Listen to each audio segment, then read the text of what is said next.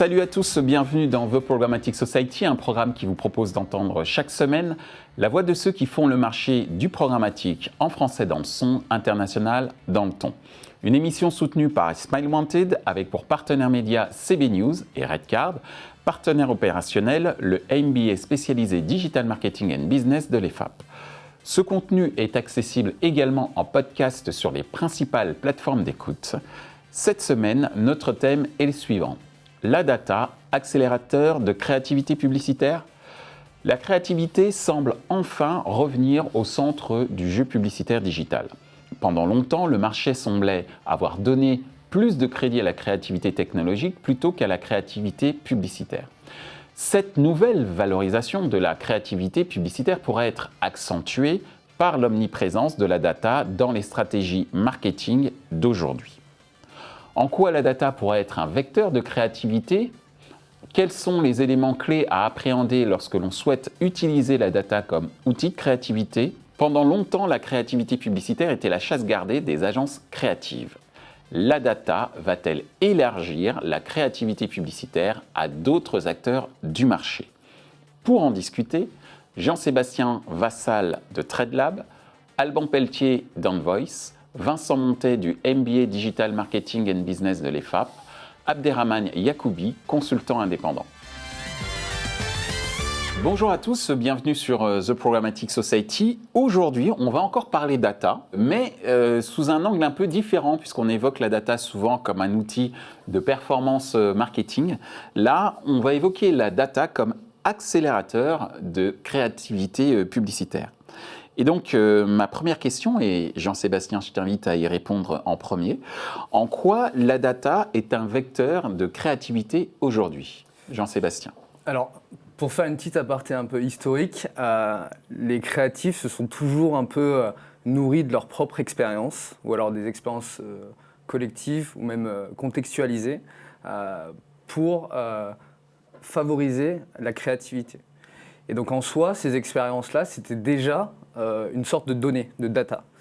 Donc en soi, pour moi, la créativité, la data au service de la créativité, ce n'est pas une révolution aujourd'hui, c'est surtout une évolution.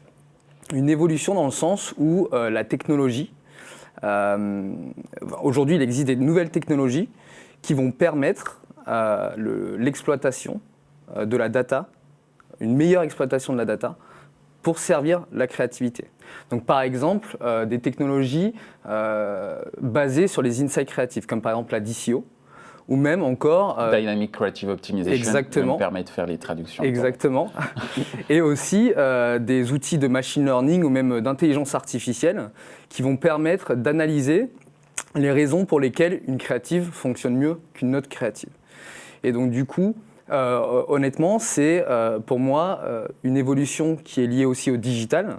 Et c'est pour ça qu'aujourd'hui, via sa structuration, via la diversité, via le volume de data qu'on reçoit, la créativité, la data, est un levier indispensable pour la créativité. Merci Jean-Sébastien. Alban. Ouais, je vais aller dans ce sens-là. Nous, on vient plutôt de la performance. Donc chez Envoice. Exactement, chez Envoice, on vient plutôt de la performance. Et en fait, ce qu'on constate encore aujourd'hui, malheureusement, de manière trop forte, c'est qu'il y a une dualité entre la créativité, la création et justement la performance. On voit dans la structure des annonceurs, dans le type d'agence, etc., on a une opposition qui est complète, comme si personne ne se parlait et qu'il y avait une sorte de mur entre les deux. L'intérêt, c'est que la data a alimenté, depuis maintenant quelques années, cette partie performance en délaissant la partie créativité, en disant c'est de la création pure, il n'y a pas besoin de data, il n'y a pas besoin de performance, c'est d'autres KPI, etc. On y reviendra tout à l'heure. Je pense qu'aujourd'hui, on assiste justement à un basculement entre les deux, où à la fin, cette notion que j'appelle de brainformance, qui va permettre à la fois d'alimenter la créativité, le branding, etc., et en même temps générant de la performance, on va assister à ce type en fait d'arrivée de KPI, et la data va être au centre de tout ça. L'intérêt, c'est de mixer à la fois de la data, de la créativité, pour avoir et de la performance et des indicateurs effectivement de branding, et je pense que là, on débute une nouvelle ère, clairement. Merci Alban pour ces précisions. Abderrahmane, ton avis donc sur la data en tant que vecteur de créativité aujourd'hui ? Eh bien, si on revient aux fondamentaux du programmatique, c'est diffuser le bon message au bon moment auprès de la bonne personne. Et en fait, le bon message, quel est le message qui est diffusé en programmatique ? C'est la créa. C'est la créative développée par l'agence créa.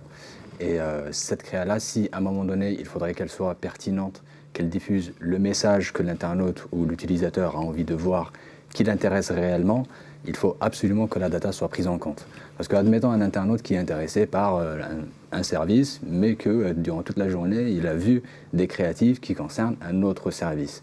À ce moment-là, ça veut dire que la performance qu'on va générer auprès de cet internaute-là, elle est quasi nulle, dans la mesure où la créa n'aura généré aucun intérêt. Et la créa aujourd'hui, elle a un rôle très important dans la mesure où c'est principalement ce qui va faire la différence.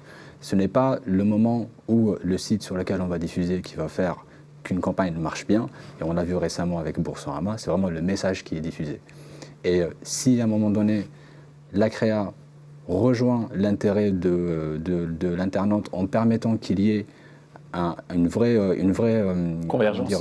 convergence entre les deux éléments, eh bien à ce moment-là, pour l'annonceur, l'investissement média prendra tout son sens et la performance, elle sera forcément au rendez-vous.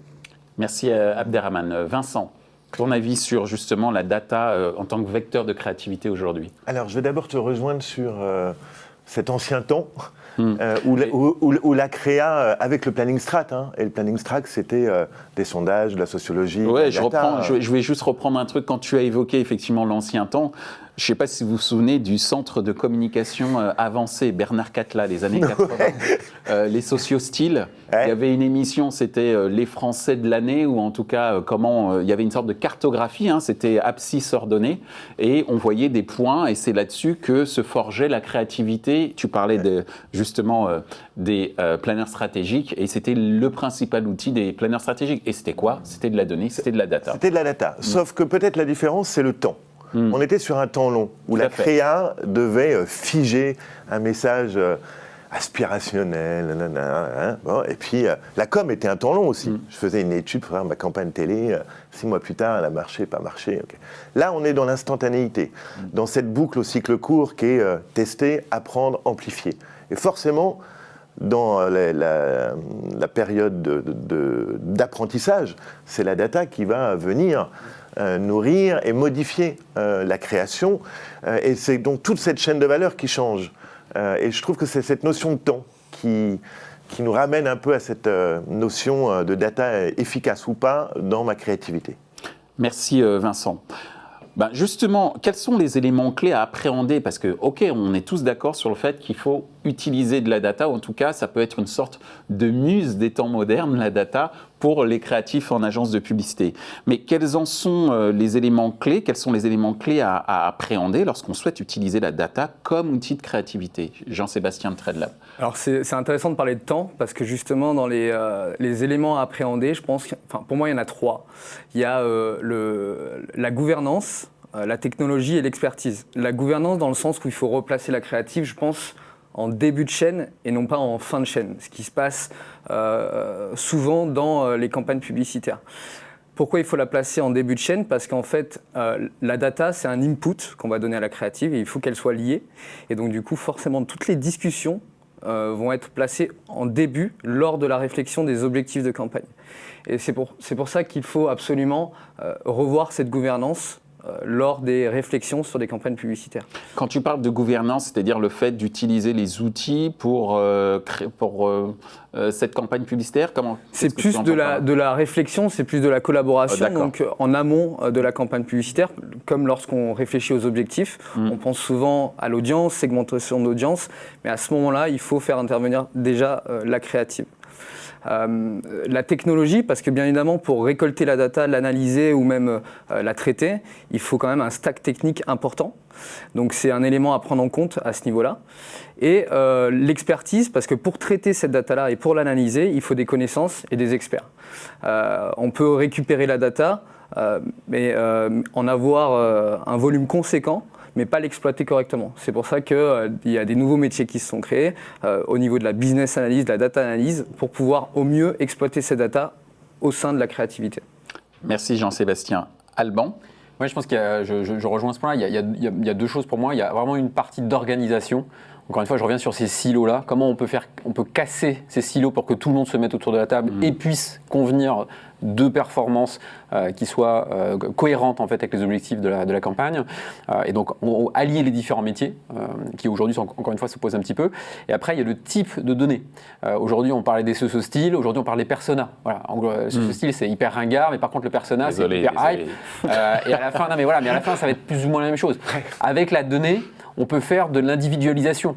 Se dire on passe d'un seul coup à une créative qui est adressée à une personne, mais dans la totalité, que ce soit sur le fond, ce que j'entendais tout à l'heure, les produits, les services, mais aussi sur la forme.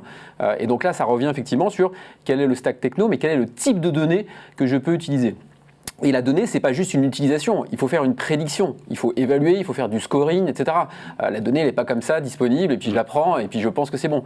Donc il y a vraiment cette continuité entre cette prédiction au niveau de la data, donc des algorithmes, et puis après, effectivement, il y a cette constatation de la performance, et là on peut parler de machine learning, et d'adapter effectivement la créativité pour les prochaines campagnes.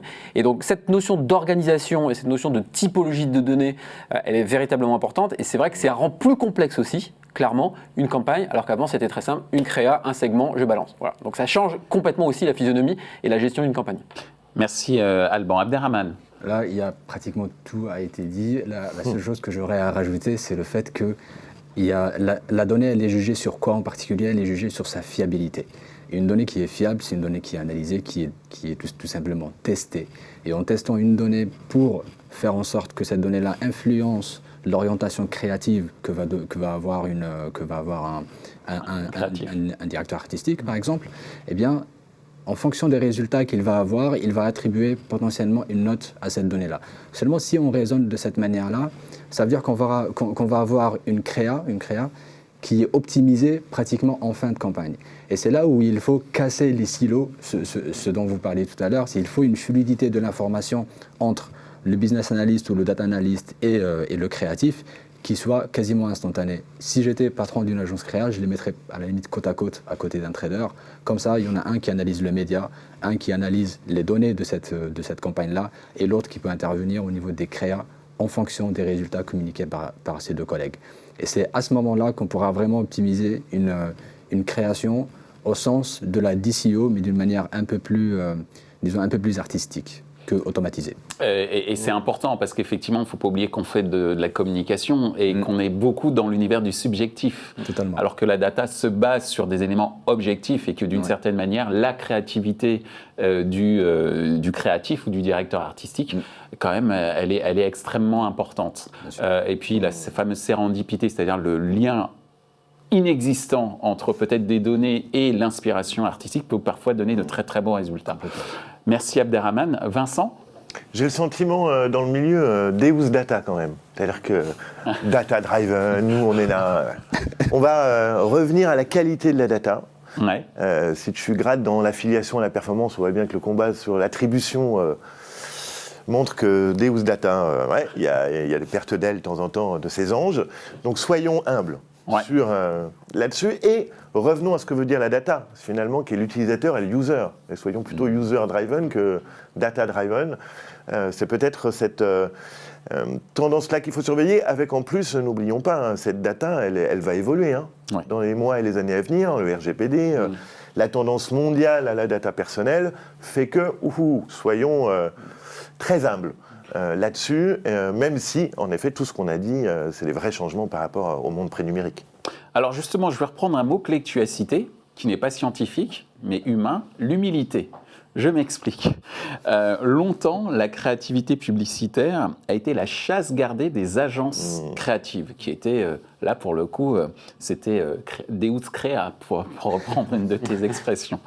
Et justement, est-ce que vous ne pensez pas que la data va élargir la créativité publicitaire à d'autres acteurs du marché et se nourrir l'un l'autre, comme tu disais certainement, Abderrahmane tout à l'heure, tu disais qu'il fallait peut-être les mettre les uns à côté des autres, ces différentes fonctions que l'on retrouve dans la publicité d'aujourd'hui. Donc la question, pensez-vous que la data, après avoir longtemps été la chasse gardée des agences créatives, pensez-vous que la data va ouvrir cette créativité publicitaire à d'autres acteurs du marché? Jean-Sébastien.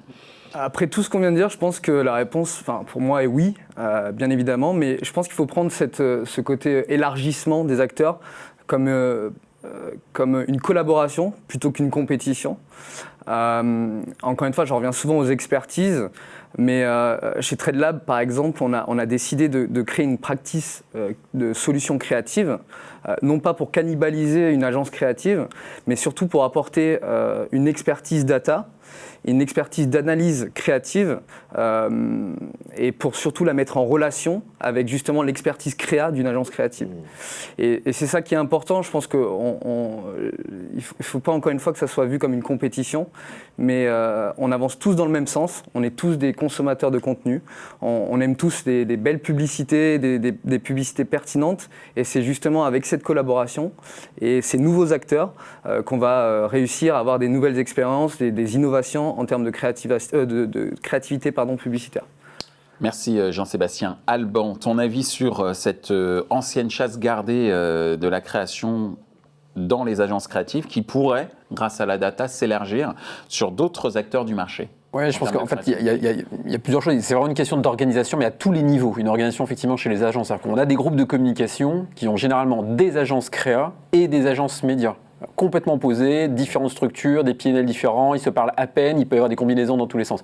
C'est le même groupe de communication. Donc, c'est aussi un moyen effectivement, d'élargir le budget pris par l'agence. Donc il y a un problème économique à ce niveau-là, et c'est aussi un problème économique qu'on retrouve chez l'annonceur. L'annonceur, il va avoir des spécialistes en fait de la créa, des spécialistes du média, potentiellement des spécialistes de la performance, etc. Et en fait, tu as des silos comme ça. Donc tant qu'on n'aura pas une fusion de ces silos chez l'annonceur, il est assez fort probable qu'on retrouve ces silos-là au niveau des partenaires. Ce qui peut faire la différence pour moi, c'est l'arrivée de nouveaux acteurs. Je pense à des gens du conseil, par exemple. Je pense à des gens comme Accenture, qui viennent avec une structure complètement différente. Aujourd'hui, ils viennent avec du consulting, de la strat. Ils vont de plus en plus sur de l'opérationnel. Il y a beaucoup de rachats de techno. Et voilà. Et à un moment ou à un autre, ce type d'acteur-là, on peut estimer effectivement qu'il y aura une gestion totale de la chaîne. Encore une fois, faut-il qu'au niveau de l'annonceur, on retrouve aussi ce type d'organisation? Sachant que l'organisation est souvent travaillée par un partenaire comme Accenture.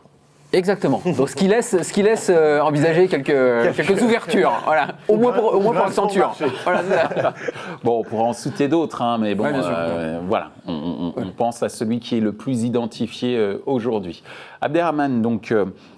Créativité publicitaire, longtemps chasse gardée des agences créatives et opportunités potentielles pour d'autres acteurs du marché, grâce à la data, de s'accaparer aussi, ou en tout cas de participer à cette créativité publicitaire. Complètement. Alors oui, ça permet l'émergence d'autres acteurs qui vont utiliser la data. On a cité tout à l'heure TradeLab qui a une capacité d'analyse qui est énorme, donc mettre à profit cette capacité-là sur la créativité, c'est une prestation de service, si vous voulez, que les annonceurs peuvent en avoir besoin, et pareil pour les agences. En revanche, de l'autre côté, les agences créa classiques telles qu'on les connaît aujourd'hui, il faudrait absolument qu'ils jettent un œil à ce qui se passe au niveau data si elles ne veulent pas rater ce virage-là. Parce qu'on parle d'opportunités pour de nouveaux acteurs, mais on oublie de dire que c'est une formidable opportunité pour les agences actuelles qui aujourd'hui, en fait, on souffre un petit peu de la volonté des annonceurs de vouloir à chaque fois renégocier des contrats en faisant des appels d'offres ultra agressifs. Et à ce moment-là, avec de la data, il y aura forcément plus de valeur, donc des contrats mieux valorisés, mieux rémunérés, et il y aura un rééquilibrage du secteur économique là-dessus. Et à ce moment-là, moi, je ne vois pas qu'il y ait une concurrence entre des prestataires data avec une forte analyse et une agence créa, parce que pour moi, ce sont quand même deux métiers différents qui doivent se parler, mais pour moi, ce sont des prestations qui sont complémentaires et qui doivent évoluer ensemble, s'ils veulent tous les deux exister. Merci Abderrahmane. Vincent, ton avis sur cette ouverture en termes de créativité et non plus une chasse gardée aux agences créatives grâce à la data? Alors, trois éléments de réflexion je rebondis encore sur vos propos. Le premier, c'est quand même la techno qui vient connecter la data, qui peut changer la créa. Je pense, on en a parlé à la personnalisation dynamique, aux précurseurs français, Adventory, où en fonction de la météo, etc., mes bandeaux changent. Donc ça, c'est la data qui vient nourrir très vite. Deux, là, on parle beaucoup du web, mais on a le mobile, on a l'Internet des objets, on a la voix qui arrive, on a la robotique, les nouveaux supports. Va faire une créa. J'ai appris une chose cette semaine, je ne savais pas, je le dis, ce qu'était la 4e révolution industrielle. On appelle ça l'industrie 4.0.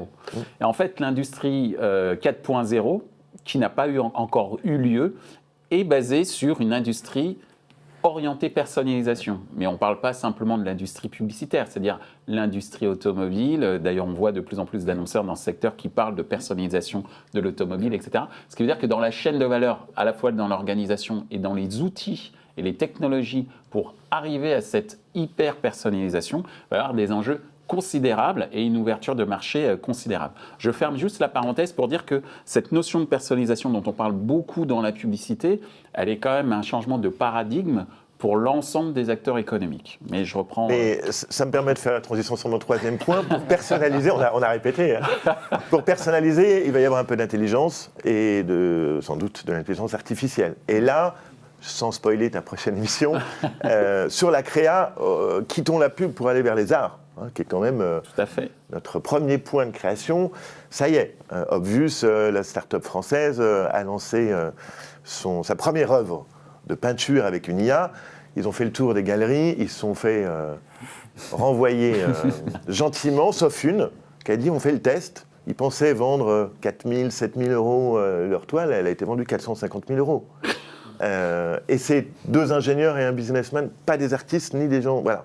Donc ça me fait pas dire ok, l'IA va remplacer la créa du tout, mais ça me fait juste dire il y a d'autres acteurs qui rentrent dans la créa. Et en effet, le mot clé c'est la collaboration avec tout ça et la vision globale. Merci Vincent. On en arrive à notre dernière question. Selon vous, quels sont les critères de performance clés les plus pertinents pour juger de l'efficacité d'une création basée sur la data? Jean-Sébastien. Alors, pour répondre à cette question, c'est peut-être une question d'ailleurs sur la question, je ne suis pas sûr qu'il faille penser à de nouveaux KPI par rapport à la data. Je pense que les objectifs resteront pour les annonceurs, que ce soit de la notoriété, de la considération ou même de la performance. La seule différence, c'est pour l'expérience utilisateur, on va pouvoir juger de l'expérience utilisateur via des nouveaux KPI, par exemple comme le taux d'interaction, le taux d'engagement. Mais l'objectif, in fine, sera toujours la notoriété, encore une fois, la considération ou la performance. Donc là où ça va se jouer vraiment, c'est encore une fois en termes d'expérience consommateur, expérience utilisateur. Et c'est ça, en fait, qui va être valorisé pour les objectifs principaux. Merci Jean-Sébastien. Alban? Alors moi, j'ai une vision un tout petit peu différente pour le coup.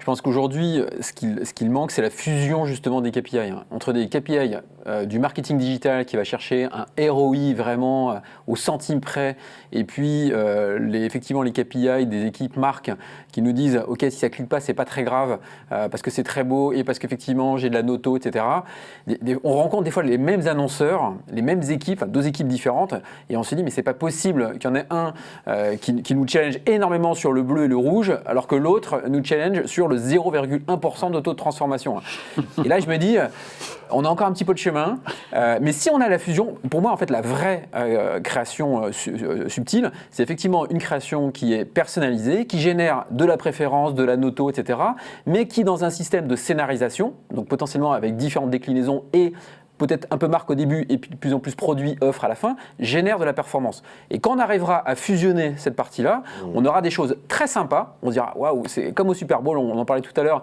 on est content de voir de belles pubs. Et puis à la fin, on nous parlera du produit. Ah ben oui, effectivement, c'est ce produit qui m'intéresse. On aura une fusion des deux, on aura une fusion des KPI. Et là, je pense que tout le monde sera content, et le consommateur, et la marque, et puis les intermédiaires que nous sommes. Merci Alban pour ces précisions. Abderrahmane. Alors c'est un sujet qui est très vaste, parce que quand on parle de KPI, il y a la partie branding, mais il y a aussi la partie performance. Ce sont des KPI qui sont différents. Quand vous dites à un trader qu'il faut mixer les deux, il ne va pas du tout apprécier, il ne vous adressera pas la parole. Et à un moment donné, pour juger disons, la pertinence d'une créa, à un moment donné, il faut qu'on se base sur qu'est-ce qu'elle va nous apporter, cette créa-là. Quel est son objectif? Est-ce que son objectif, c'est de générer un clic sortant, ou est-ce que son objectif est d'être vu en intégralité? Là, je prends le parallèle display vidéo. Si on est dans la vidéo, l'objectif, c'est pas forcément de générer un clic, mais plutôt d'être vu à 100%.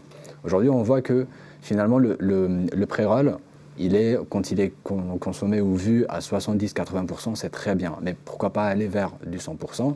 Et on peut aller vers du 100% en proposant tout simplement à l'internaute le choix de voir. Est-ce que certaines régies, je ne sais pas si je peux citer des noms. Oui, tu peux. Il y a la possibilité avec Tids notamment de développer des formats qui sont basés sur des spots très longs. Ça peut aller jusqu'à 1 minute 50, alors que ce sont des formats généralement qu'on ne diffuse pas en programmatique. Ce format-là servira à développer un autre format qui est très court, entre 10 et 15 secondes, et on voit que finalement, il y a des internautes qui voient les 10 et 15 secondes, ils veulent en savoir plus, ou alors la créa leur plaît bien, ils trouvent ça marrant, ils cliquent sur le bouton qui leur permettra de consommer l'entièreté du spot, et à ce moment-là, on peut avoir des statistiques différentes. Dans un premier temps, est-ce que nous avons généré des clics sortants pendant les 10 premières 15 secondes, et de l'autre côté, est-ce qu'on a vraiment titillé l'intérêt de l'internaute, puisqu'il avait aussi la capacité, et on sera en mesure de savoir combien d'internautes ont vu le spot en entièreté. Et c'est là où finalement, les deux KPI se rejoignent, mais à un moment donné, le trader ne peut pas optimiser sur les deux, puisqu'il y a une donnée qui va prendre le pas, et c'est celle des clics sortants. Les clics sortants. Merci Abderrahmane. Vincent, tu as le mot de la fin. Vaste question néanmoins, quand même. Avant, dans le monde pré-numérique, on les avait, les KPI, notoriété, etc. Ça fait 20 ans qu'on est une industrie de la publicité digitale. Il y a l'IAB, il y a le CPA, on s'est structuré. Les KPI, on les connaît. En tout cas, les 5 à 7 éléments clés. Et là où je vais te rejoindre encore, c'est en effet, il n'y a rien de nouveau. Ce qui va être nouveau, ça va être de fusionner tout ça, d'avoir une vision globale. Et pourtant, je pense quand même que la publicité mobile liée au contexte live de l'utilisateur, là on va avoir des choses, des KPI un peu nouvelles à inventer.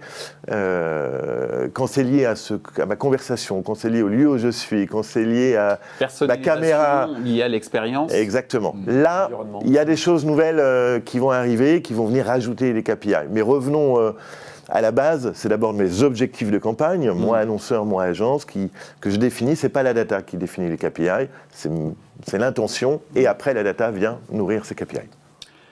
Eh bien, merci messieurs, merci de nous avoir éclairés sur cette data comme levier pour accélérer la créativité publicitaire. Je vous dis à bientôt. Merci. Merci Michel. Ainsi s'achève ce débat sur l'impact de la data sur la créativité publicitaire. Les points à retenir de nos échanges sont les suivants. 1. La donnée d'audience a toujours été un vecteur de créativité en publicité. La différence, c'est qu'aujourd'hui, elle s'est enrichie de manière exponentielle et qu'elle est surtout accessible en temps réel. 2.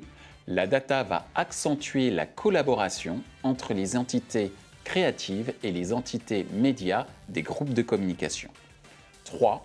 Pour une meilleure créativité, la data va accélérer la fusion des indicateurs clés liés à la performance et les indicateurs liés aux attributs de marque.